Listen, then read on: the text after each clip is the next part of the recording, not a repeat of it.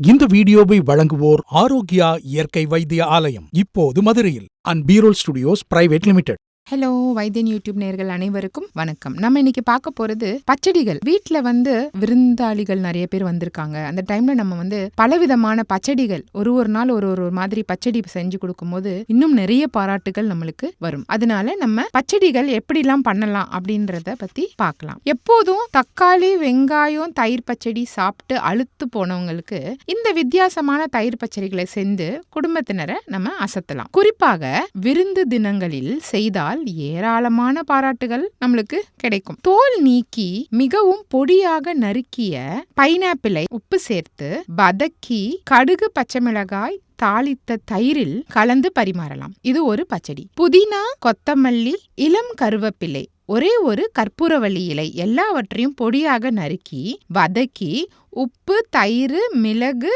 சீரகப்பொடி கலந்தால் herbal பச்சடி ready. பெரிய நெல்லிக்காயை குக்கரில் வேக வைத்து கொட்டை நீக்கி பொடியாக நறுக்கிய பச்சை மிளகாய் சேர்த்து உரலில் போட்டு இடித்து உப்பு, தயிர் சேர்த்து கடுகு தாளிக்கவும். இது ஒரு பச்சடி. வீட்டில் முருங்கை மரம் வச்சிருக்கிறவங்க என்ன பண்ணலாம், முருங்கை பூவை பறித்து நெய்யில நல்லா வதக்கி தயிரில் கலந்து கடுகு, வரமிளகா, கருவேப்பிலை தாளித்து கொட்டி தயிர் பச்சடி செய்யலாம். இதே போல அகத்தி பூவையும் இதே மாதிரி நல்லா பொடியாக நறுக்கி போட்டு வதக்கிட்டு அதை தயிர் பச்சடி கூட தயாரிக்கலாம். தேங்காய் துருவல் சேர்த்தால் இன்னும் சுவையா இருக்கும். கத்திரிக்காயின் மேல் எண்ணெய் தடவி தணலில் சுட்டு தோல், விதை நீக்கி வைக்கவும். தக்காளி பழத்தை வெந்நீரில் போட்டு தோல் நீக்கி கத்திரிக்காயுடன் சேர்த்து பிசைந்து தயிரில் சேர்க்கவும். உப்பு சேர்த்து வரமிளகாய் தாளித்து கொட்டவும். இது ஒரு பச்சடி. வெண்டைக்காயை மெல்லிசாக நல்லா நறுக்கி எண்ணெயில பொரிக்கவும். பொரிச்சிட்டு தயிரில் உப்பு சேர்த்து கடுகு, வரமிளகாய் தாளிக்கவும். தாளிச்ச பிறகு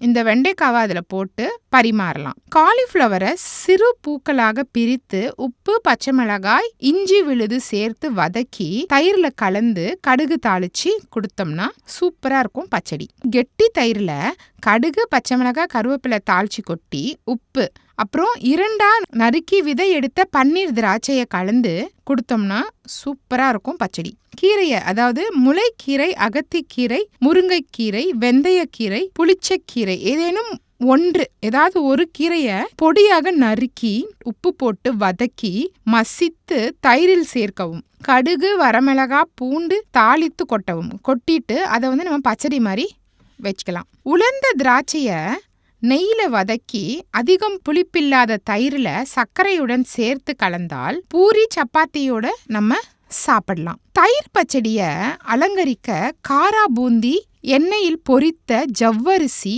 பயன்படுத்தினால் வித்தியாசமா இருக்கும். இந்த மாதிரியான பச்சடிகளை நம்ம செஞ்சு கொடுத்தோம்னா வீட்டுல எல்லாரும் அசந்து போவாங்க. இதை நீங்களும் செஞ்சு பாருங்க. இந்த வீடியோ உங்களுக்கு பிடிச்சிருந்ததுன்னா லைக் பண்ணுங்க, ஷேர் பண்ணுங்க. மறந்துடாம வைத்தியன் யூடியூப் சேனலை சப்ஸ்கிரைப் பண்ணுங்க. அந்த பெல் பட்டனையும் கிளிக் பண்ணி வச்சுக்கிட்டீங்கன்னா நாங்க சென்ட் பண்ற எல்லா வீடியோவும் உங்களை உடனே சேரும்.